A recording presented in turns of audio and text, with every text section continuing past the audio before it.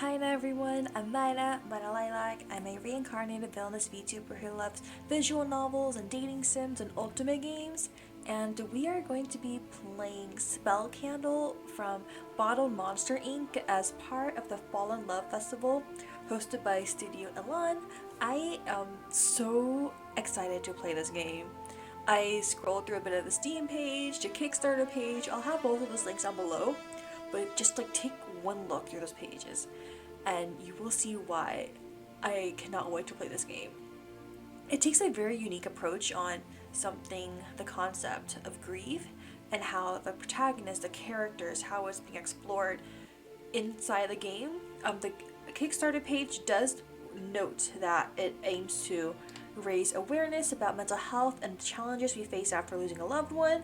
As you navigate the game, your choices shape the experience, and our in-game system will reflect your decisions, providing insights into grief-related behaviors by the end of it. But also do note that this game is not meant to diagnose you or to be used as a replacement for professionals out there. It's just an instrument to better understand yourself and the people around you.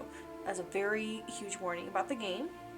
Additionally, from the Steam page, there is a mature content description. So if any of the following topics makes you uncomfortable, feel free to click out, find another game, or just wait until there's something else that'll catch your eye that does not contain any of the stuff, which includes quoting from the Steam page, mature themes including discussions of trauma, references to sexual content, and depictions of alcohol use. Strong language including profanity and violent dialogue is present throughout. The narrative includes mentions of murder, indirect references to torture, and discussions of political themes. Additionally, some male characters are depicted shirtless, and player discretion is advised. So that's just a warning on the Steam page before you guys get the game for yourselves and play it. And with that, let's start the game. How far are you willing to go to contain war in a glass dome?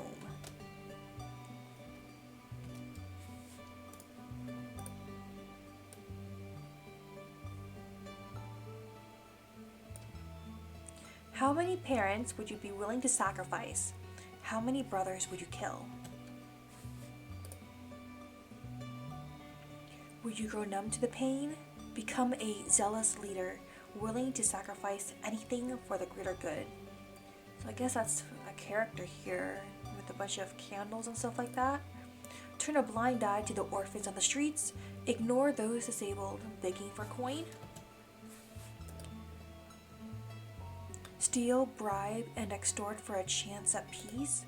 How many decisions would leave you lying awake at night, counting the souls you sent to the slaughter? Are we some sort of Grim Reaper? Can living in war for millennia truly because your life? Oh, war! So we're like a good soldier or something.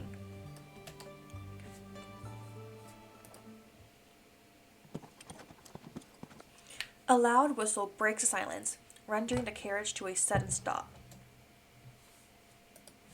The tip of my quill shatters as it smashes into the paper before I can put down my next thought on the page. Identity control. The shout comes from the outside and I put my notepad down, scoffing at the ruined nib. This was the third one today, and I'm tempted to throw my hands up in frustration and scream. I was elected to be the Arisian delegation's reporter for this year's Dread Festival.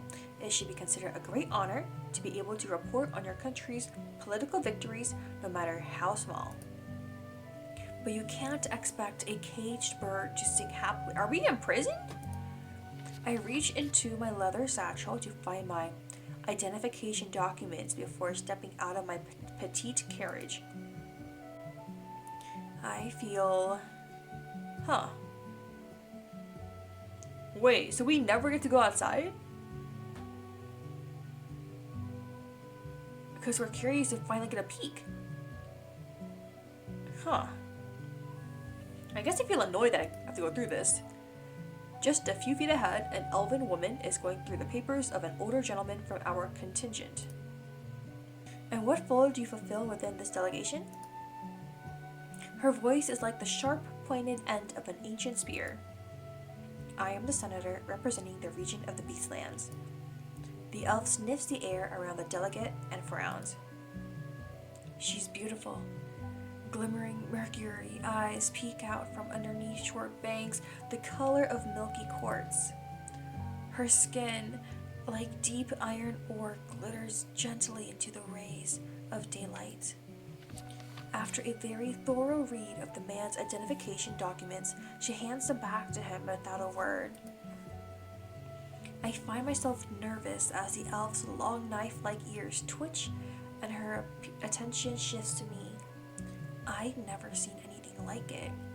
Spending the first part of the game admiring a woman's beauty, that's just like me for real.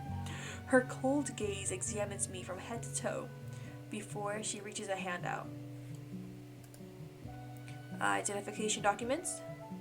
Oh, spacebar hides the thing. That's why I usually press spacebar to advance into the game, like the next line, but this is cool. You can take screenshots and stuff like that easily. Okay. I hand them over and she scans through them quickly. Enter your name here, then press enter. I'm Maina. Oh, I have caps locks on. There you go. Choose your pronouns, she, her. And what role do you fulfill within this delegation? Oh, so it's pretty much the same thing except, what's it called? Rephrased differently, like in different tones. Let's do this one. I was selected by the Empire to take an account of the Dread Festival for an article. Her eyebrows raise slightly at my response. After a moment, she nods, accepting my explanation. Nice. I was nervous there. And your general, where can I find him? The question perplexes me. Though the delegation had been traveling for several weeks, I hadn't encountered the infamous Shadow Master once. Shadow Master? Who's that? They sound kind of mysterious. Okay. Had I? Upon seeing my bewildered expression, the elf offers a small explanation. He was not in his carriage. Perhaps he got bored of being confined in a turbulent box for days. A voice responds before I can open my mouth to formulate an apology. Oh, we weren't like in prison. We were just inside the carriage. That's why we were like rocking back and forth. Okay. I step back from the carriage and seek out its source.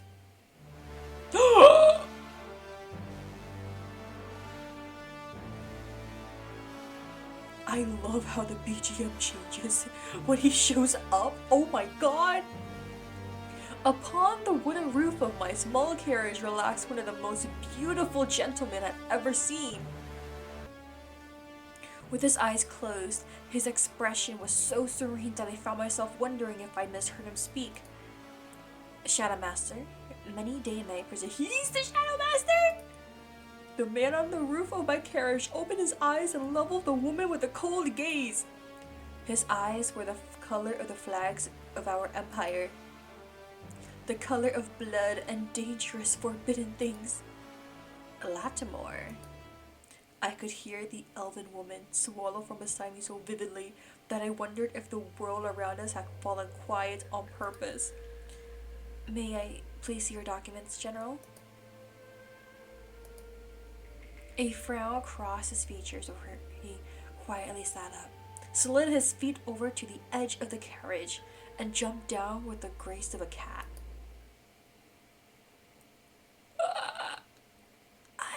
Hello. Here.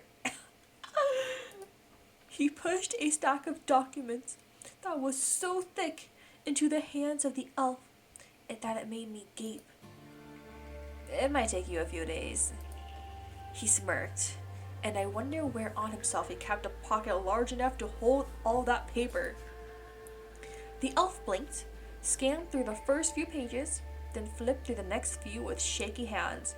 her face growing paler by the second. I'm watching him. We got sudden eye candy. I can't. I have to. The political leader of our delegation crosses his arms behind his back, his expression neutral as he scans the surrounding environment.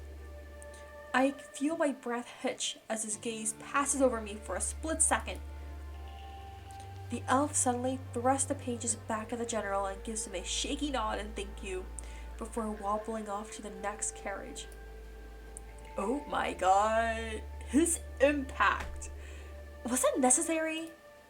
The man's notorious crimson gaze turns to me. She asked for my papers. He shrugged.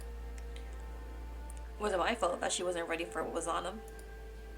Somehow, this behavior does little to surprise me.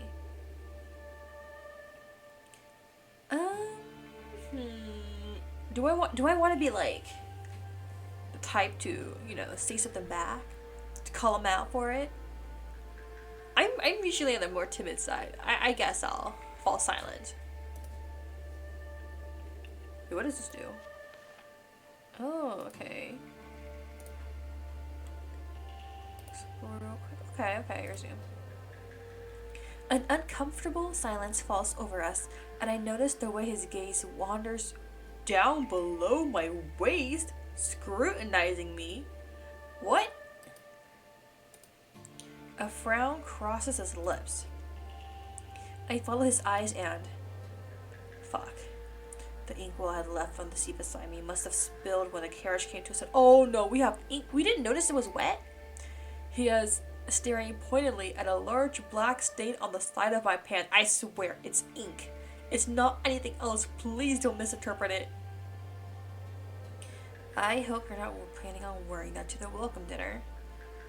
Of course not. I highly suggest not embarrassing yourself or the Empire by doing so. Everything about this man was irritating. I won't. The look he gave me was one of complete apathy. Yeah, he doesn't look very happy right now. I grit my teeth. A loud, high-pitched whistle traveled from the gates ahead of us. Someone is giving us the all clear. The clicking of metallic hinges echo in the air, and I take it as my sign to return to the peace of my small carriage. I hope you have a good day, General. There wasn't a sincere word in that, and I should have voiced it so I sounded like I was calling him a bitch or something. He raised a set of eyebrows as I stepped into my carriage. Making sure to avoid the spilled ink, I turned around and shut the door in his face. Yeah, that'll tell him. A childish reaction, but his expression was well worth it. With blood pounding in my ears, I found a clean place to sit before the carriage resumed its movement shortly after, entering Omnis, the city of candle wax. Ooh. The capital city of the elves. I find myself eagerly peeking out through the window, making a continuous effort to forget the fact that I may have just angered one of the most dangerous men on the eastern continent. My eyes wander between the many tall buildings made of marble, adorned with golden embellishments, before lingering on the rectangular houses with roofs assembled from slabs of multicolored quartz. They're illuminated by the withdrawing river of light, the path of the goddess of day. All structures bask in the warm rays, coloring in various shades of brilliant oranges and golds. It is a breathtaking view. We pass under a long archway of stone upon which I can hear the bubbling of running water. Dozens of half-burnt candles of sundry colors and sizes sit atop each visible surface. I find myself itching to see what these streets look like at night. My thoughts quickly bring me back to the journal on my lap. Quickly, I fetch a new quill from my bag and note down my initial impressions. Wait, how many quills did we pack? Because we used up 3 earlier. After several days of travel, Our delegation has finally arrived at Omnis, the legendary elven capital. The gates were guarded strictly, and our official documents and identities were checked for validity.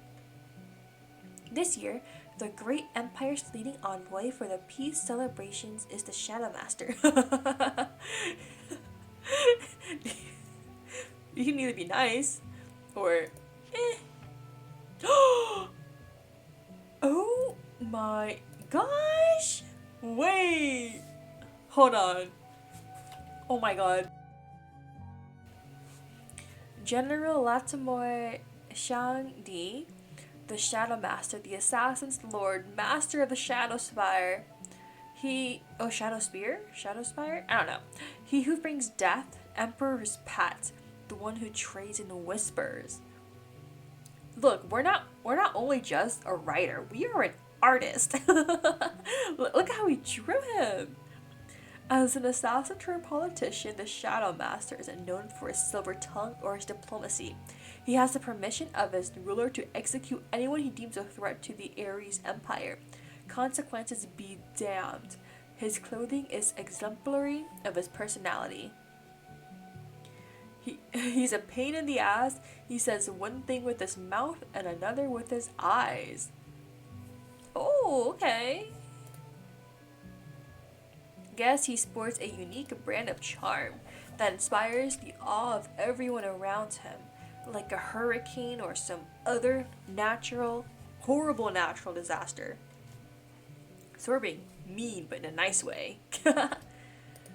He has a way with words. I am blessed to be able to experience the elves' exaltation when around him. At least I'm not the only one terrified of this monster. We meander through the roads for another 20 minutes before the carriage comes to a final stop in front of the only building that looks terribly out of place. Whoa! The tall rectangular pagoda that serves as the Ares Empire's embassy at Omnis. As I disembark, I spot the general already disappearing past the red curtains. He doesn't spare me a glance. He's tired of seeing my ink-stained pants. Oppressive prick. I'm given a small but pleasantly furnished room in the embassy and quickly ditch my pack in there before heading out into the city.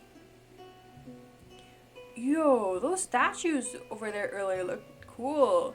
I need to find a tailor somehow. I don't take a map. I'm a map person. The map itself isn't as detailed as I'd like, but I can make out the names of the districts of Omnis as well as a couple of points of interest. Yeah, these statues over here look so cool. I decide to take a look around the enclave of the gods, the area of the earth elves first, since I'd read so much about how lavishly they live. It takes me about 15 minutes of walking and skulking about weird alleyways before I spot a cylindrical structure of rose marble. 2 golden curtains embroidered with large designs of a spool with pink string hung from around its wide open double doors. Dark letters spell out the words, "The Hour of the Golden Ones," right above the entrance of the building. Ooh, this looks nice. That looks like a good place to take a nap. The gentle strum of a mandolin came from inside.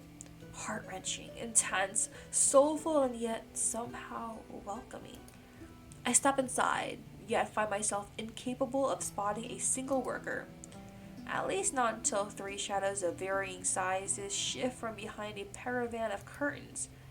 They speak in some language I do not recognize. I'm shy. I wait quietly, watching the outline shift behind the curtains that sway at the mercy of the wind. A customer? The medium shower queries. Smells like it. Smells? The smallest silhouette, short and stubby, moved to face my direction, its voice high-pitched and snippy. Now is not a good time. I frowned, but I wasn't about to give up that easily. I need an outfit for a party tonight at the Arisian embassy, please. I kept my tone polite, but I knew an undertone of desperation had slipped in. I didn't want to see the general's smug expression directed at me tonight. That's too much eye contact from him to me tonight. Please. A short silence followed, filled only by the gentle strum of the mandolin. We are very busy at. Huh? Do you guys hear that? A predatory growl erupted from behind the paravan. Help her! The command rolled through the chamber with a low rumble. I felt myself tense as the tallest figure turned to face me from behind the curtain. But, natural. The growl grew louder. As you wish, Natura. The tone was reverent, obedient. Language now fully switched to common? The caravan of curtains rustled as a short elf that looked to be within the late years of his lifespan stepped out to help me. Right this way. Wait, what was that? I was quickly led behind another small caravan. I am Cupio, one of the designers of the Hour of the Golden Ones, and your extra hand to look your best today. Why are they so nice all of a sudden? Will you be needing help undressing? The question caught me off guard. I refused politely. Thank you for the offer, but I am accustomed to dressing myself. Cupio nods, surprisingly accepting of my choice. Very well then. I will see what we have that will fit your body while you disrobe. Drape yourself in the plush blankets on the Davenport if you're feeling bare. This? Yo? And do not be concerned. We change them after each client that refuses to take it home. You can take it home! You can take it home. That looks so comfy. Before I could process his words, the elf has made his way outside of my changing area. It didn't take long before several beautiful outfits were brought to me. Cupio made it his mission to look everywhere but my body as he delivered them and exited. His regard for my wishes put me at ease as I tried on the outfits one by one. Do any of these suit your fancy? Ooh! I guess each one kinda, attracts one of the love interests, I guess? What would I wear? Ooh. A ceremonial red and white robe of silk. Black embroidered sash. Leather two-piece. Blouse with matching pants. Ooh, pants are nice. Ooh, right. Okay, let's go with this. I'm not usually a jewelry person, but it's chill. After I put the jewelry on and look into the mirror, I hardly recognize myself. The leather is tight, but the seams are flawless, allowing for freedom of movement. I wonder how much it would all cost. Like the fact that the protagonist was able to walk in this random, not random, this really high quality spot and get an outfit like that. I could never. The gold accessories balance out the neutral ensemble, giving the illusion that this is worn by someone powerful. A great choice. The tailor appraises the way the item of clothing sits upon my frame. Is this the outfit to your liking? Yeah! Lovely! Now please, follow me to the blocks. I nod and exit through the heavy curtains and join the small elf at the pay desk, not expecting the looming figure that pushed past the caravan across from mine.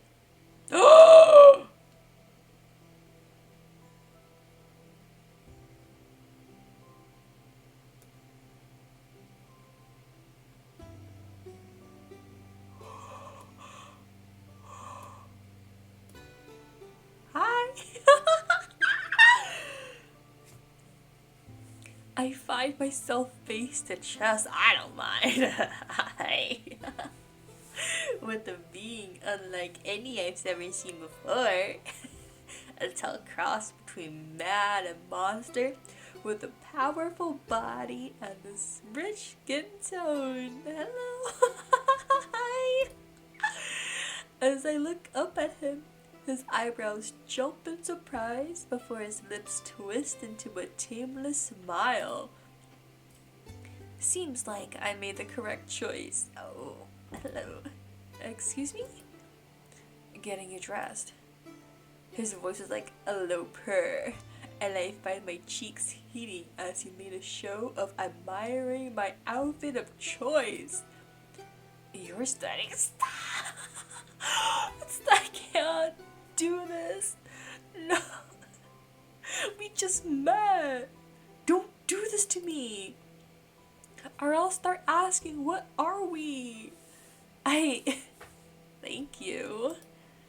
A large tail swishes back and forth behind him as he tilts his head to one side.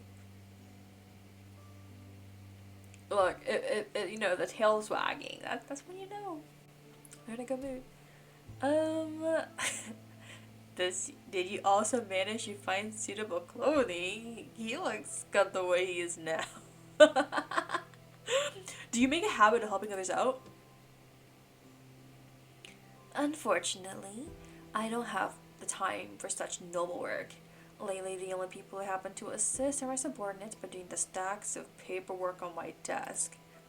They've had to change a damn thing that 3 years is 3 times this year already. Are you a public servant of some kind? Pretty much.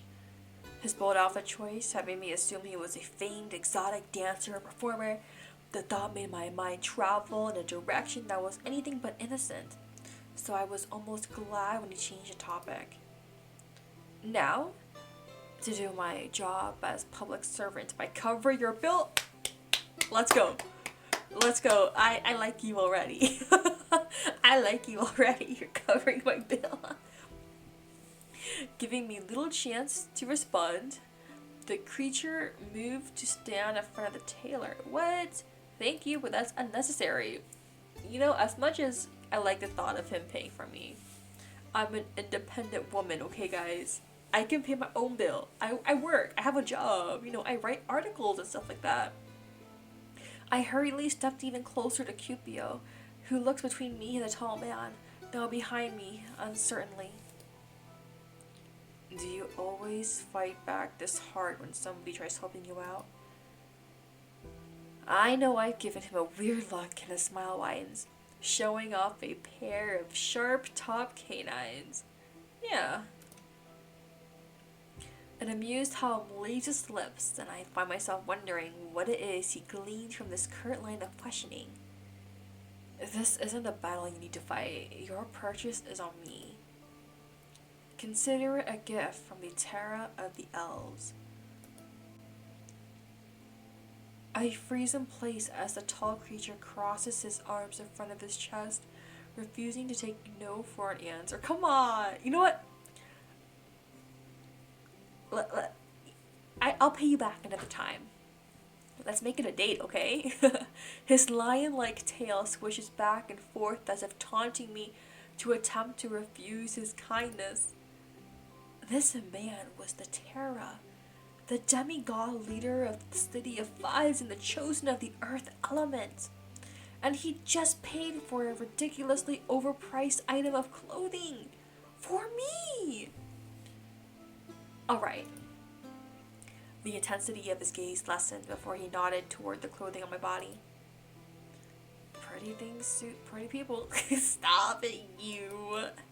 Consider it a party favor. You are a guest of the Dread Festival, right? I nod and he gives me a brilliant grin! Oh my god! Oh, I need to like imprint this in my eyelids. So every time I close my eyes, I can see him and think about him and dream about him. Hey. Then please make yourself a home in our city. The words a million people would kill for this chance echo in my mind, and I find myself smiling back at the demigod. Thank you.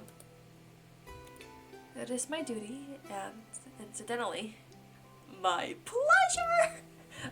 My pleasure. I'm so normal. I find my cheeks heating a bit at his tone.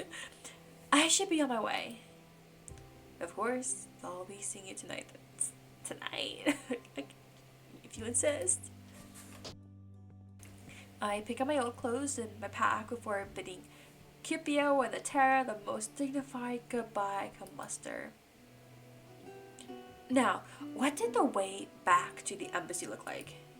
I started retracing my steps, but quickly found myself unable to deny the itch to put words on paper over my recent encounter. Compared to the capital of the Ares Empire, the elven city of Omnis is beautiful but chaotic. The architecture I see as I walk the streets is awe-inspiring, but the structure of the city itself is incomprehensible. I wonder what the spatial architects were thinking when they planned this place. Oh my god, we are judging other cities? Oh my... Dude, we are such a good artist! Leader of the Elven faith, Archbishop of the Old Gods, Commander of the awakened armies, the unshakable, he who holds the sun above his people, the elven aspect of Earth, the one kissed by Phobos, ruler of Thais, the Androphinx. He's 200 plus years. He's 7'2". With an easy smile and a warm gaze, the elven Terra exudes masculinity and gentle dominance with each movement he makes. Oh my gosh, he handles all matters of politics and economy from the top of his tower in Omnis. Oh my god. Hey. The urban design is amateurish when compared to the organized construction of our capital city. My thoughts then wander to the terror of the elves, to his warm smiles and his overly accommodating sentiments. Nobody had ever covered a bill for me before, purely out of kindness. I can't help but wonder what the price I have to pay for it in return would be. I frown and structure my thoughts on the demigod of Earth. My first impression of the Terra of the Elves is that he seems to live in his own world. I've never once spotted any of our 9 generals out shopping for clothes mere hours before an event as important as the Dread Festival. Then again, if the Terra is as rich as the legends say he is, shouldn't be surprised that he throws money around at pompous stores with ridiculously inflated price tags. But he said he doesn't do it often though. Right? Like coincidentally, we were there. I feel my chest grow heavy with guilt over the words I put down. Why? We've been taught to always show the strengths of our empire, throwing mud at the reputations of others in order to do so. However, has never been my favorite thing to do. It's good to be nice. I know I'm a villainess saying this, but you can be nice. It's all good. I exhale and look up from my page and quill, needing a distraction from my treacherous thoughts. Ooh, it comes quickly as I do not recognize the street I'm walking on. Oh no! Oh. If I use the scroll wheel on my mouse, it scrolls back?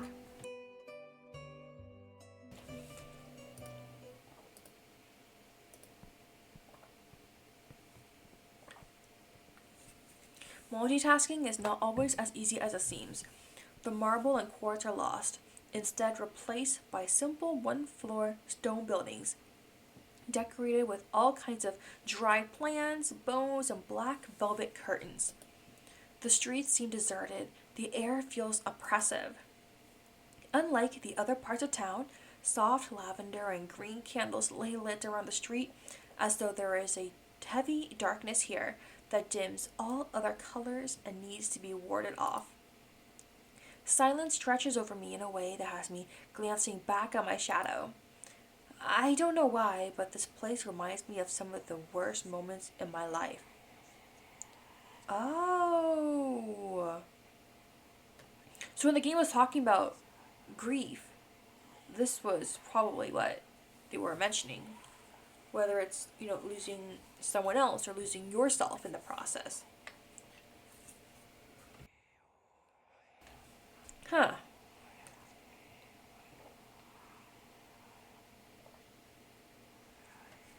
I'm just going to go with the third one. A near-death experience.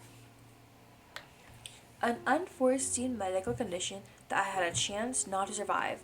Fortunately, I recovered, but I get a shiver every time I recall it and how close it brought me to brink. I recall the darkness as I passed out, the concerned faces around me, how weak and pathetic I felt during my recovery process. I take a deep breath and focus on the teachings of the Ares Empire, the way to fight back the demons that attempt to conquer you. I need to keep myself occupied and focus on the things at hand. I need to take everything step by step. I'm usually more like on the independent side. I'll turn back and try to trace my steps. I turn back around, attempting to recall the turns I made and the features of buildings I may have noticed. Nothing sticks out. There was no landmark that feet lead me or that my eyes recognize. Haven't I already been on the street? I feel as though I'm being watched. I find myself constantly glancing around at the vacant windows and empty street corners. A cold chill climbs up my back as I reach a few doors without windows or candles. Was this elven magic or all just in my head? Was someone playing tricks on me? When I stop to readjust my pack, I feel something wet hit. Is it rainy? Something wet hit my forehead. The darkening skies up above surprise me, and I barely have a moment to blink before I'm caught in a downpour. The rain is so heavy and cold that if I don't hide somewhere quick, I'm sure I'll be sick during tonight's banquet. Shit. Oh no. At this rate, my nose will be ruined. I break into a run, looking for a shelter from the downpour. The only place I manage to find on such short notice is underneath a small staircase. I'm forced to squeeze in underneath, pulling my feet into my chest. Well, it depends. I like the rain if I'm indoors, but if I'm outdoors, I hate the rain. I like the sound of rain. I don't like getting wet. So I'll just say I like the rain. I've always found it calming. The pitter-patter of raindrops against any surface could easily put me to sleep. With a downpour like this, it seemed as if the sky itself was crying. For the first time in my life, I found the sky's unruliness almost unfair. By force of habit, I find myself closing my eyes and listening to the sound of raindrops as they hit the cement. I breathe in the petrichor and allow its familiar smell to calm me. Despite my feelings, I find my earlier unease evaporating, melting away with a minute. Okay, that's good. Wolf. Oh, a dog! A dog? I open my eyes to the sound of a bark and find a small puppy tilting his head at me. When I blink again, however, I find that I must have imagined it. Oh! What stands before me instead is a tall man dressed from head to toe in black. Oh my god! His four eyes. Oh yeah, do you see them? 4 eyes too, right here too. Okay, are a startling green, greener than the purest jade. He's beautiful. Somehow he sticks out from within the gloom of the surrounding environment, perhaps because of the lit white candle that gleams in the lantern he holds up towards me. He surveys me silently, unbothered by the rain falling from the sky. His gaze lingers a beat too long in my ears. Oh, he's silent. Hello. Oh, he's so beautiful. I don't... A sound like an exasperated scoff escapes him before he moves his cape to one side. It takes me a moment to realize that he is offering the share. Share? The cape? Come on. I am not sure how I managed to hear a voice so gentle above the downpour. Let's get you out of this rain. I should refuse. Something about strangers in danger. Wait! Are we wearing the new clothes or the old clothes? Because we just got out after my new clothes. Now it's raining. However, this man and his calm, gentle presence reassured me of my safety in a way no one else ever had. Perhaps it was magic? And did it truly matter if I was bespelled if I managed to get to the banquet in time? With a nod, I moved quickly from beneath the cold staircase to under the familiar man's cape. I am pleased to find that it is much warmer and larger than it looks. I assume you are an ambassador of the Ares Empire. Once again, I am surprised I can hear him. Something of the sort. His gaze lingers on me for a moment too long. Though he says nothing, he reaches his lantern forward, and I gather that we should move. The streets are accumulating water at such a pace that the sewer system does not seem capable of handling it. No! At first, I do my best to avoid the gathering puddles and streams of water carrying away dust and grime. Though the task is difficult and my feet should be soaked through the shoes and socks, I am surprised to find that I don't walk into the puddles. Oh, really? I walk over them. Oh? As though an invisible barrier has been created between myself and the cold water accumulating on the streets. Nice? Wait, is that his doing? When I glance back at the man leading me, I notice the way the rain bounces away from him. I'm curious. Curiosity killed the cat, but I don't care. The cloak's enchanted. Oh. I've never experienced the effect of a magical item before, and I can't help but be a little awestruck at the revelation I was almost wearing one. They were pretty rare back in the Ares Empire. He tilts his head toward the sky, as if attempting to gauge if it will cease raining soon. Then sighs. I apologize.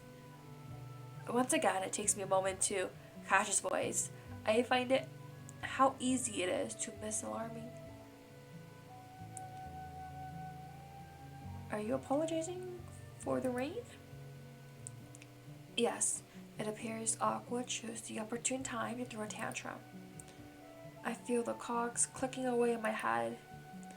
And does it rain just in Omnis?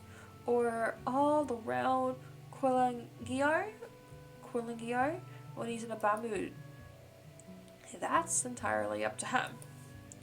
Do all elven aspects have the ability to affect the weather? I can feel his gaze resting on me for a brief period. No. Oh! At least not without the help of spell candles. Game title mention? Let's go. I raise an eyebrow at the man as he guides us into a turn that leads us out of the basic rocky building district. What are spell candles? A few seconds pass by without an answer, and I wonder if the cloak almost seems to grow heavier around me. A way to preserve pure elemental magic. And the magic is released when the candle is burned? Correct? Oh! Is that why candles are strewn around this entire city? Wait, is he smiling? I spot the smallest of twitches at the corner of his mouth. Aren't you quite the astute student? Wait, is that a compliment? I find myself smiling back at him. Yes! Our kind light them whenever they require magic they do not naturally possess. The red candles, to light the fires at home and warm a room. The blue candles, to summon and control water. The effect to which anyone can use candles depends on their magical ability, of course, but I think you get the gist of it. The curve of his lip softened his features, and for a split second, I find myself staring longer than is appropriate. How do the aspects impose control upon candles then? The male beside me raises an eyebrow as the rain continues to avoid hitting his lithe features. The more I stare at him, the more I find myself at peace. His calm voice reaches me once more, and I find myself probably just as surprised at his response as he is at my question. Spell candles are a commodity we aim to make available for every household. If we applied any serious control to them, then that would be like rationing the air your people breathe. I'm not sure I understand the comparison. Here we are. And we're back. The male stopped suddenly and turned towards me, his tall frame towering over me as he lifted his lantern toward the entrance to the Arisian embassy. Loud percussion, the whistle of a flute, and a mandolin rang through the air, showing off that the festivities had begun. And I was late. I'm embarrassed to admit I was so focused on the intriguing man before me to notice we'd arrived. Thank you. No, thank you was necessary, be assured. Well, let me be nice and say thanks. He motioned for me to go ahead with his free hand, so I just nodded, turned on my heel, and walked into the embassy in a hurry. The music was much louder inside, accompanied by the smells of various sizzling meats and the bright light of hanging chandeliers. Water, earth, and death elves moved around in wild circular dances, dressed in such finery that I found myself thankful that Terra had interfered on my behalf at the store earlier. Wait! Oh, he's here! Though I spot him in the room, I find that he's engaged in conversation with some senators from our empire, full goblets in hand. A few paces away from him, my eyes meet the infamous crimson hues of the general, who seemed to have stopped whatever he was doing to size out my outfit. Irritation bubbles up in my throat, and I find myself quickly pivoting toward the drinks table. Hell yeah, girl, go for it. A large wine fountain, adorned with lit silver candles, quickly catches my eye, and the polite elf pours me a goblet upon noticing my approach. I take the cup with a smile, but am momentarily distracted from drinking. Why? I hear a series of loud gasps echo from somewhere before a slick, tangible voice cuts through the music like a hot knife through butter.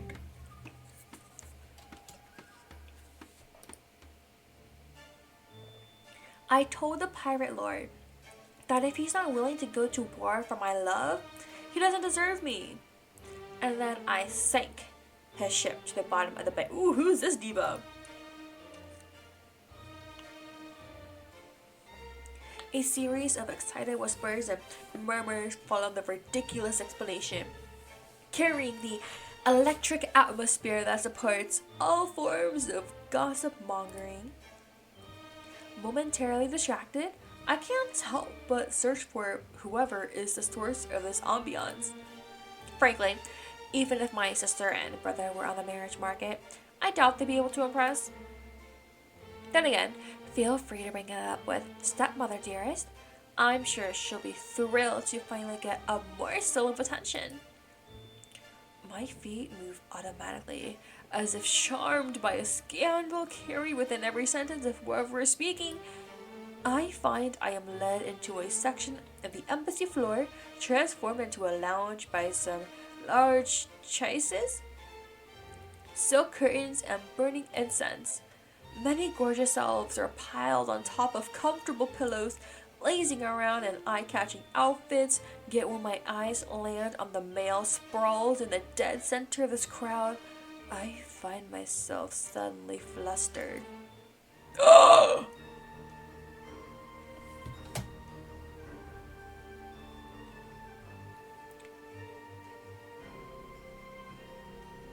Oh my god.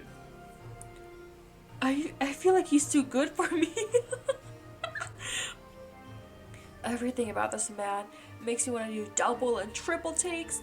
The long hair glistening in the candlelight as if wet, the bright pink makeup, the outfit that I'm sure would look unseemly on anyone else in such a formal environment. Whoever he is, he commands a space behind these curtains as though he owns it, and he might as well, considering the way the hungry gazes of his entourage follows each breath he takes. No, sweetheart. No matter how much money your father offers her family as dowry, trust me, she won't marry you. He sounds so utterly bored with the topic that I almost believe that he isn't reveling in the attention he's receiving. His large smile says otherwise. Everyone knows that marrying for love is far superior to marrying for money.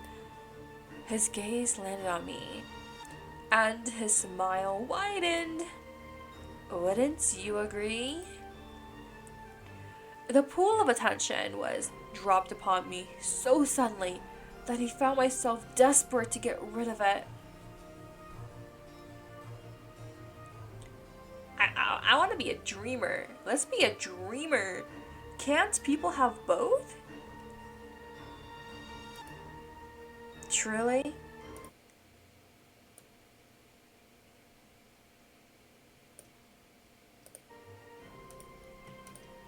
Huh. Such naivety. I'm convinced his gaze brightens as he shifts it to somewhere behind my shoulder, as if searching for someone beyond the curtains before returning to me. Well, I suppose I've always had a penchant for the gullible. His heterochromatic eyes slide over my form. The retort I planned never at least. Dude, I can't say anything in retaliation against someone so beautiful though. You're just my type. I mean, I'm sorry. I was like reading in my head faster than me speaking. Oh my, guys. We're his type. Excuse me? His bold proclamation wipes the remark clean from memory, and I can only stare at him, completely dumbfounded. My cheeks flush as he spreads two fingers in front of his lips. Feel free to stop by my room later. Wait! This is very fast. I highly doubt that would be a Aqua of the Elves. My embarrassment is quickly swept under the rug. The attention of the room instead drawn to the general who moved in front of me. His demeanor remains as cold as always. Ah, the Shadow Master. The beautiful man before me finally moves to stand in front of us. I'd had an inkling that the man before me had to be influential, but had I just been propositioned by the aspect of water? Oh, so I don't know the energy yet. Okay. My brain blanched as I ponder how to put that down in my journal. I've heard a lot about you. The Aqua did a quick circle around the general, eyeing him with unabashed curiosity. The man without a heart, was it? Cared to dispel that rumor? Ignoring the bold flirtation of the demigod before him, the general's crimson eyes glanced in my direction briefly. I ask you to refrain from distracting our balefire mandated political journalist from doing her job.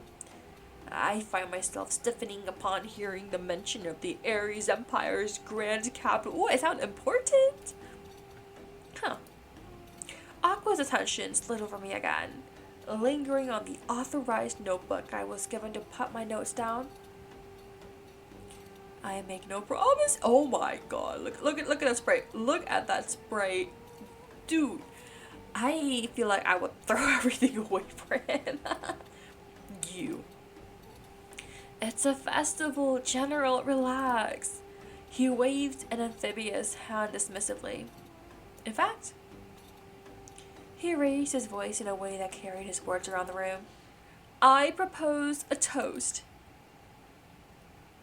Another goblet of wine is pushed into my hand by a servant so quickly that I suspect the Aqua of the Elves has a habit of making toast. Though the room is buzzing with excitement, it is quiet enough to hear a pin drop. Beside me, I noticed the general giving Aqua a withering glare. Ooh, they're fighting! To the Ares Empire, who have stood behind us thousands of winters. He raised his silver goblets into the air. May our festival once again nourish the millennium-old alliance between our two nations, so that we may stand together against the coming horrors anew in 8 months. Prost! What's in 8 months? Huh? I blink as the word is echoed around the room, and everyone erupts in cheers before drinking from their cups. Wait. Oh, imitate. I was like, I've heard this as intimate. I was like, wait, what? But I don't drink, so I'm gonna do imitate. I press the goblet to my lips, but make no effort to part them. Whatever is in this wine, it smells like the sea. I pull the cup back to stare at its contents, noting what was inside looked like a typical red wine. What sort of disaster took place to make such a lovely drink smell like seaweed? It seems I am alone in my confusion, however. The festivities around me have resumed in full force, with the swell of a flute leading most elves that were gathered around Aqua into an unfamiliar folk dance. Are we gonna get pulled into it too? I guess not. They bounce around the room in couples, laughing and dragging the occasional senator into their steps.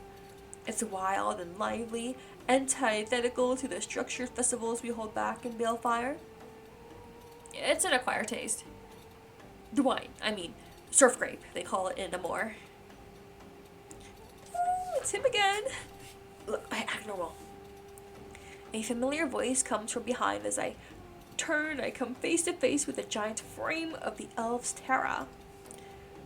Long time no see, princess. It's unfortunately for me, it's working on me. It's good to see you as well, Terra. Planning to take Aqua up on his off. Esau! I'm so embarrassed! It takes me a second to clue into what he's asking. It seems word travels faster than wine at the elven capital. I will be doing my job. Thought so. A part of me wanted to ask him what he meant, considering that smile, but I find my attention occupied by Aqua. Why?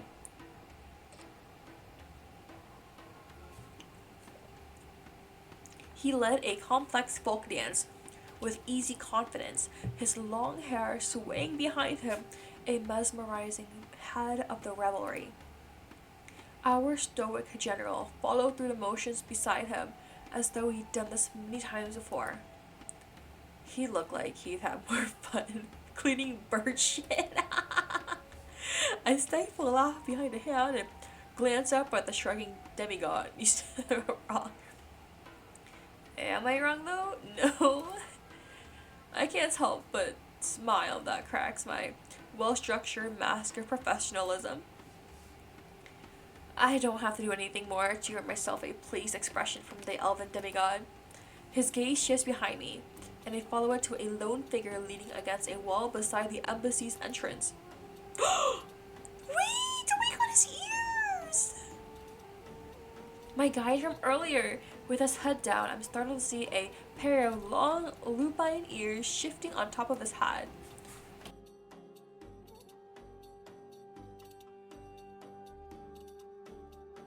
Mors Mortis, the aspect of death, the last demigod of the waking elves. He's watching the dance unfolding around the embassy floor, but seems to be restraining himself from doing it. Restraining himself? Did he want to join? Terra nudges me with his elbow. You could invite him to a dance, you know. I'm startled by the suggestion. You know the steps, don't you? I nod slowly. Wait! What about us two? I don't mind him. I like him too. I like everyone, but why not you? I wouldn't be allowed on this job if I didn't. Oh. Well, what are you waiting for? I blink at Terra's words, suddenly feeling encouraged to try something new. This could be a great feature to put into the journalistic piece after I get home. Can I save? Save game. Yes. I want to dance with all of them. But who should I pick first? I'll pick Morris because that's who he suggested I'd ask. My eyes shift back to the demigod of death, who stands near the front entrance of the embassy's hall, cup of wine in hand. He strays from the rest, enjoying his bubble of serene solitude, as he instead observes the descending chaos, content to be exempt from it.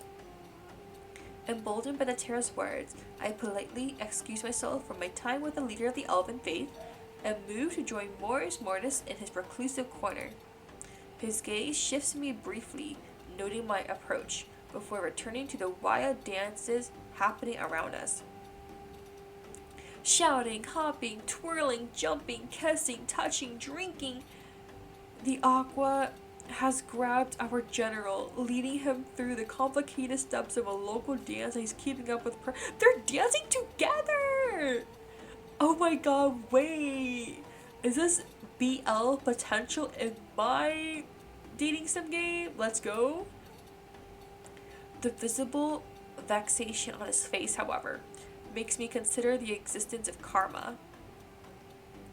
I can't help but smile as they reach the demigod of death and lean on the wall beside him. You're not joining them? His eyes flit to me, and then back to the craze up ahead. Dancing is not something I've ever had much of a talent for, and yet you enjoy watching it? It is the verification of being alive, beautiful in its simplicity and simultaneously its complexity. I tilt my head and turn my attention fully to the scene before me as it unfolds. The Mors Mortis of the Elves was the oldest of the elven aspects, a frightening monster with sharp teeth and claws capable of plucking a person's soul right from their chest.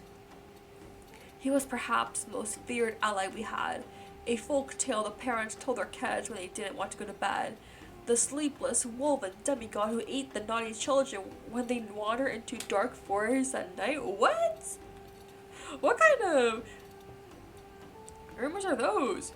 But it kind of reminds me of the Greek gods. Everyone's like, oh my god, Zeus to Poseidon, whatever, you know, they're cool.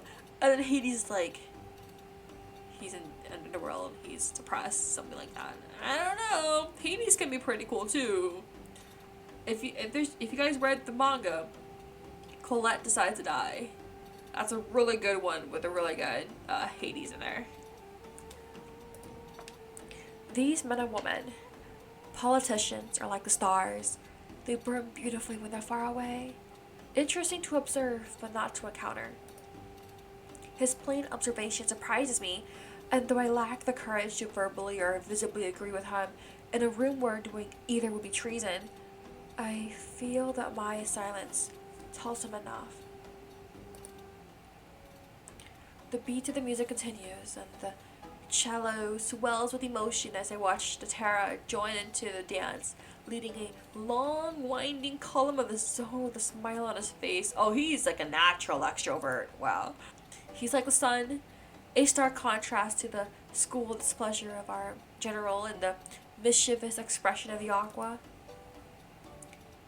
What about you? Why aren't you joining them? I want to dance with him. I want to dance with you.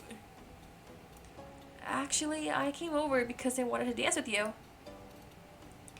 I know you said you prefer watching, but would you like to join me for a song nonetheless? The aspect of God stills, and I find myself wondering if the undead demigod had to breathe in order to live. The eyes on his cheekbones dart to me as if taking me in properly for the first time. There is suspicion in there that I'm not used to receiving. I'm usually a chill guy, a green flag. I like to think so. So I'm not very used to this kind of suspiciousness here. The dance floor is a cacophony of egos and personalities right now. A meat grinder that have no interest in entering. What about later? I school my features into neutrality as he lifts a hand to grab the space between his eyes. I see. I'm sorry for bothering you with my request, then. No, do not apologize. His tone grows hushed. I barely catch the next words over the music. Though I rarely interact with mortals, I understand attempts at kindness. Dancing is an activity for the living. The dead are only supposed to marvel from the sidelines. No! What weird rules? I know better than to question customs I do not understand, though. He's so sweet! A sudden urge surged at the beat, turned my eyes to the center of the embassy's main hall, where the aspects of earth and water had clashed, both vying for the center of the dance floor. Ooh, I want to see a dance battle. The generals, whose fingers were still intertwined with Aqua's, regarded the aspect of water as though he was seconds from killing him. The stomping of feet, clinking of cups, roaming of hands, the smell of expensive perfumes met with that of sizzling meats, cooked traditionally as kebab. Ooh, I love kebabs. At the same time, it reminded me of home, while also letting me experience something entirely different. It made me want to close my eyes, lean into the beat like everyone else. I love his ears. He's so cute. As the chaos of the festivities raged around me, I turned to once again face Mors Mortis. Huh?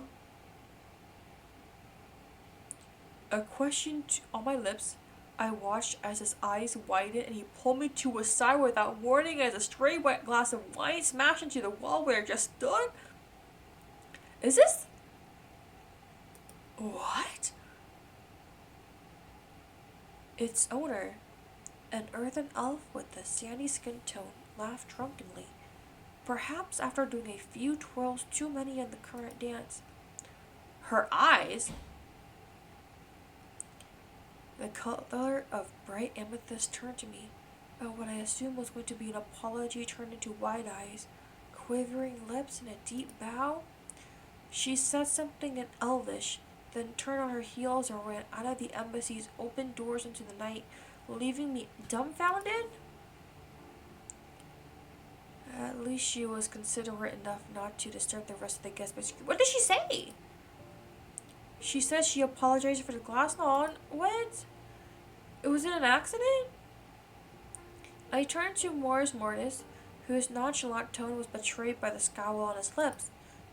I thank you. It is of no consequence. A series of merry cheers erupts from the center of the hall, the long song having come to an end, but I find myself uninterested in the winner of its superstitious competition. The man before me holds my gaze instead. I'm fascinated by what someone so seemingly gentle had done in seconds to summon forth such primal fear from his subject.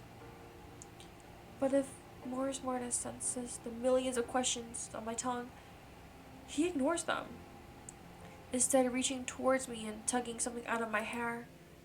His dark fingers pull away. I catch a sixth eye tattooed onto the back of his hand. A bit of glass got you. Aww. He shows me a small shard between his fingers. Something that wouldn't have happened had our balefire mandated journalists have been doing their job recording the happenings rather than partaking in them. Hey, General, you're being a bitch right now. The General cuts to the conversation with a glare in my direction that gives me goosebumps. I believe you and I have different definitions of the term partaking, General. Unlike me, Mors Mortis seems completely unaffected by the Shadow Master's presence. Your journalist was, in fact, doing their job very well. It is the fault of our people that she almost got injured. The general scoffed, his gaze shifting to me again, his eyes tracking what I could only assume was the glass shards in my hair. Any journalist serious about their job would already be resting. The aspect of Death's gaze shifts to me, as if to gauge something, before he places a hand on his toned chest. His head dipped into a curt bow, a soft smile on his lips. Then may your rest be tranquil, and your spirit seem serene under Noshta's watchful gaze, Maina. What? He's so sweet! Oh, I like him. Thank you, Natura. As he rises, I offer both men a small, bright smile. If you'll excuse me, the general gives me a curt, dismissive nod. Morris Mortis, on the other hand, seems to be looking past me. I take it as permission to leave. It is halfway out the room that I realize I never actually had the chance to tell the aspect of death my name. Wait, didn't you just call us?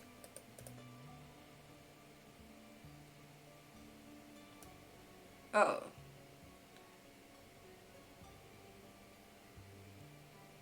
Yeah, you call me Maina. I quickly reach my room. The inside is small but luxuriously furnished, showing off what I already knew, that the Ares Empire spared no expense for its diplomats. I find myself staring at the unnecessary mahogany desk, the silk robe hanging from my dresses, the comfortable bed warmed by the red candle lit beside it, the redundant opulence of the ensuite bathroom with the heated floors and the sun. This place is fancy! I sighed as I sink into my bed, a journal in hand. Pushing my noise aside, my thoughts drift, taking me throughout the day. So far, I find ominous to be mysterious. Yes, I found myself sticking a bit longer to my description of the small alleyways I lost myself in, the empty streets, the dark curtains, the simple stone buildings decorated with bones and dry herbs. Have you read about the other two yet? Yes, you did. Okay. Aqua 60 plus. Oh my gosh. Okay. Oh, the most beautiful man. He's the one I want to know about. I like it. It's like it's either him or Tara, but I'm feeling very much Morris Mortis right now.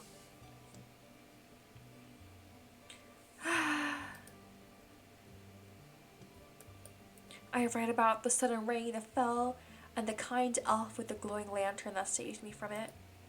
I paused, wondering if I should add the elf's actual identity to the work, and decided to just leave the mystery as is. Let the Arisians reading the future article think of all elves as kind saviors, not just one of them. Next, I find myself focusing on the welcome festivities I just been a part of. Special experience, of course. The winters our eastern continent experiences are mere myths to the rest of the known world. They are harsh, filled with horrors of mind and body. We lose too many good people to these wars every year.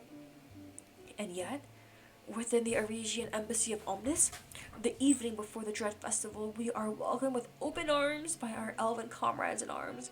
We find hope in breaking bread and sharing wine. We smile, laugh, and choose to live on. Persist despite the abominations in our recent memories. It was a heartwarming sight of an alliance forged over millennia of joint suffering. I find myself smiling when I think, I know, I have to. The common wise Mors Mortis is the oldest waking elven aspect. As the demigod of death and the ruler of Spaz City of Hope, he is a walking oxymoron, both renowned and feared within his own kind's capital city.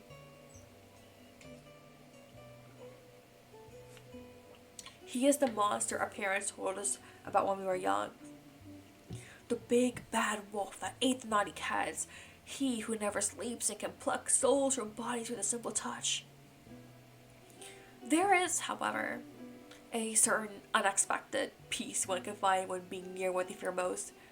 You can find out the boogeyman is just a man. Perhaps a week of travel were finally getting to me. I put away my journal and try to get some rest. To survive in the Ares Empire, you need to love it, or you need to be very good at pretending to do so. Oh my gosh, okay. The delegation was ready to depart to the Central Plaza at 7:30 a.m. sharp. Systemized like apothecary bottles, not a single soul dared to be late under the general scrutiny. As if yesterday's chaotic revelry was a dream we'd all conjured up in our sleep.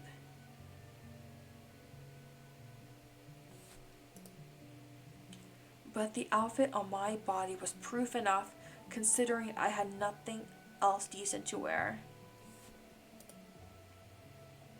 The elven diplomats meant to escort us to the location of the Dread Festival's opening ceremony arrived at exactly 7:35.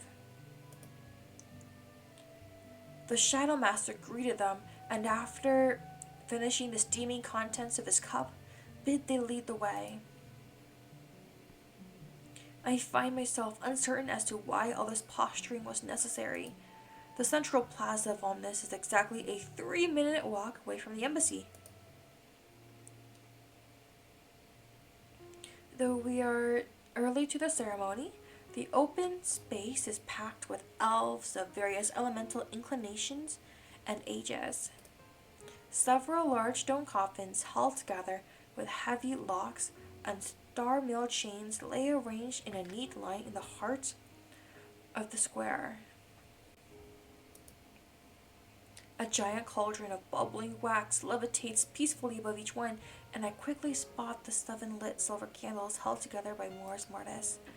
Though Terra and Aqua are nowhere to be found, the aspect of death seems to personally be attending the festival's preparations.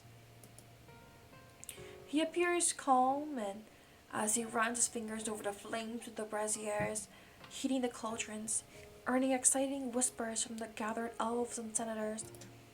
I find myself wondering if it hurts or if he's touched fire so many times he's grown numb to it.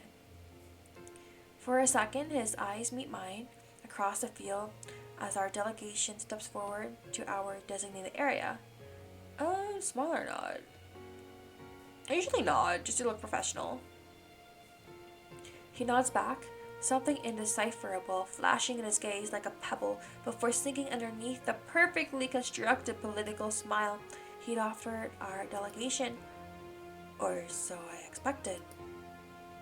Instead, his expression remains the same as he offers us a cool, calculated bow. Welcome, esteemed general and delegates of the Ares Empire, to this year's Dread Festival opening. Thank you, Aspect of Death, for hosting us again this year.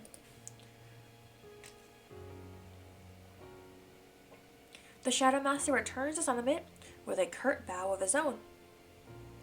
What a lukewarm exchange. After last night, I can imagine.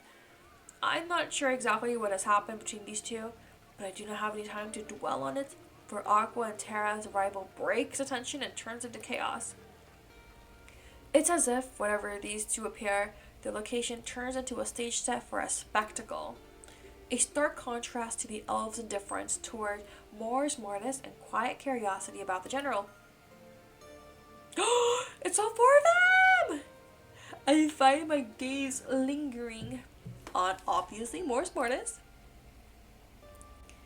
The Aspect of Death stood motionless beside our delegation as he waited for his compatriots to join us. His side profile reminded me of a statue, his light form carved from decades of decisions. Only his eyes gave away signs of life. His gaze shifted through the crowd, landing on his fellow aspects before he blinked, an action so natural that looked foreign to him, as though he did it for the benefit of the living around him. Esteemed guests of the Empire, allow us to once again welcome you to our lands as we commemorate the end of another winter. Terra moved to stand beside the now quiet Mors Mortis. There is no greater honor for us and our people to call you and yours by the term allies. For every time we've called, you have answered, and whenever you've been in need, we've delivered. It is through good that we stave off evil, through your gods and ours. Listening to the eloquence of the aspect of Earth, I am quickly reminded that as the leader of the Elven City of Faith, Terra also holds the title of head of all Elfic religions. Aqua speaks next, a hand on his heart. Our bond has lasted for millennia, a marriage against darkness. This commitment, immortalized when we sealed away the 7 skies, will continue to hold again today. On his first dawn of the Dread Festival, we vow to once again keep them at bay. His voice pulls me toward him, like a sailor to a siren, but it is Mors Mortis' tone that brings me back. That makes me stop and listen. From flesh to wax, from wax to life. Every year, the eternal war takes from us those we hold dear, and with what is left of them, we seal away chaos, anger, harm, loneliness, sorrow, hunger, and plague, and take a breath until next winter. For it is through faith that we hold the lines, through love that we stand united, and through hope that we keep fighting. Let those we love shield us once more from the dangers we've forgotten. Breathe in and take your time to pray. Terra's command echoes through the air, rendering the thousands of elves gathered on their knees. As per the ritual, our delegation is the first to walk up to the braziers of bubbling wax and silently thank those who gave their lives for ours. The general goes first, murmuring thank yous in both our language and that of the elves. Though I can't see his face, I find his tone to be gentler than any I'd heard from him before. I go last from our delegation.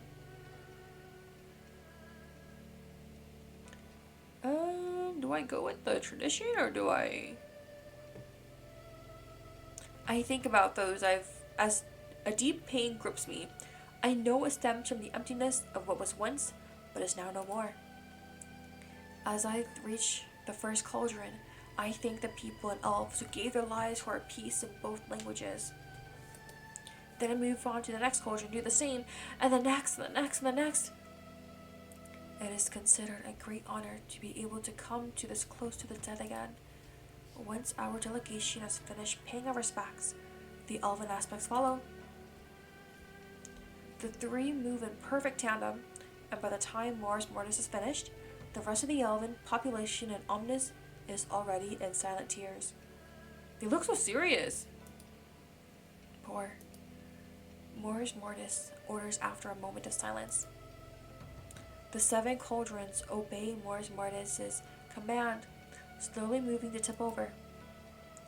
Wax begins heading the coffins one by one, resealing them under the watchful eyes of the elven aspects, their people, and our delegation. Get down! Huh?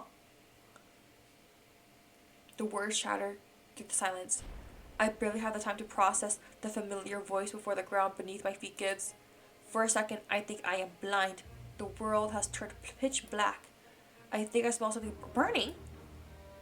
Then, daylight breaks through, bringing back my sense of sight. My knees are bleeding. I blink as I try to get my bearings, but it's as though sound has ceased to function. I make out the some of the senators lay beside me, cowering. Adrenaline pushed me back to my feet.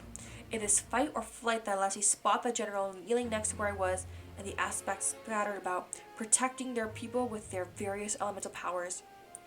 The goddess of chaos has escaped. Goddess of chaos? Sounds like me.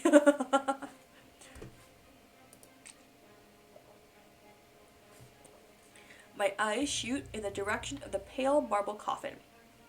The last one to be sealed. Now empty. Oh, shoot. I hear murmurs and whispers from the gathered elven crowds. The words are undecipherable until the general's crimson gaze sweeps through the onlookers with what can only be described as wild fury. They finally decided to conquer us too. Betrayers! Scoundrels! Wait, us? My blood chills as I realize that the only possible culprits could be yours, could be those close enough to the cauldrons. The realization seems to dawn upon the aspects at the same time, because all 3 of them turn to face us. Us? They're blaming us?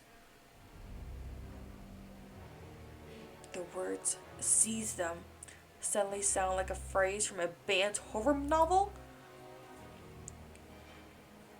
The elven crowds are dispersed and told to return to their homes under curfew.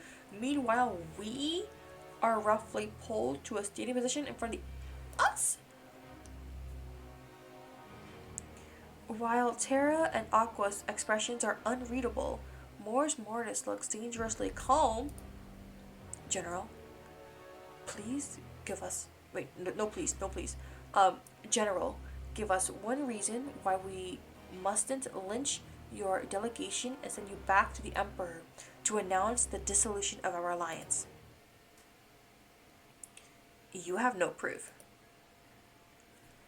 I find this man's ability to remain an egotistical bastard even when standing before 3 demigods almost attractive. Almost! Oh my god, girl! Did nobody else stand close enough to the braziers in order to tamper with them?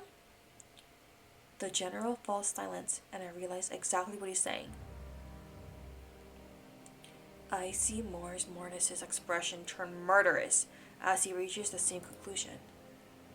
My thoughts suddenly dim as a primal existential fear of death sinks its claws into my back. Did he just blame the other three? How dare. Let's hold an investigation then. Aqua's smile is nonchalant, but something in his tone gives me pause. Mortis's eyes narrow on the demigod of water. Everyone present is a suspect. I don't know why the 3 unitary demigods suddenly look so divided.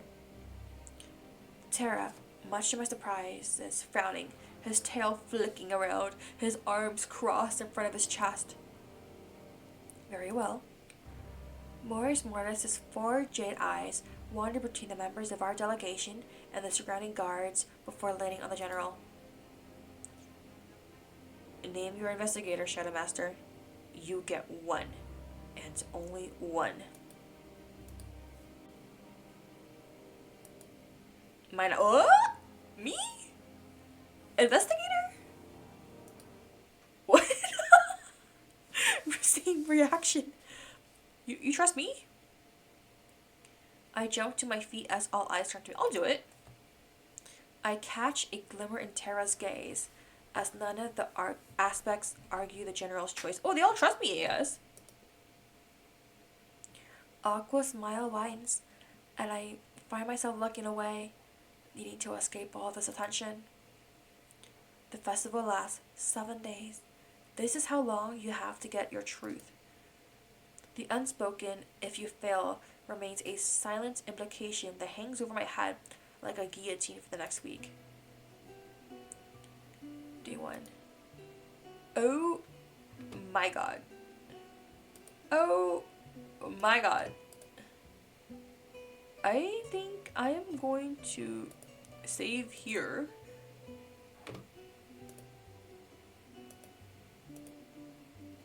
Because I think here's where like we learned all the characters and who everyone is. Oh, there you go. But that was a really good start. We got to, learn about the societies, the elven people, as well as the potential elven tourists, I'm assuming. And you do see that little mix of, intertwining the concept of grief in there.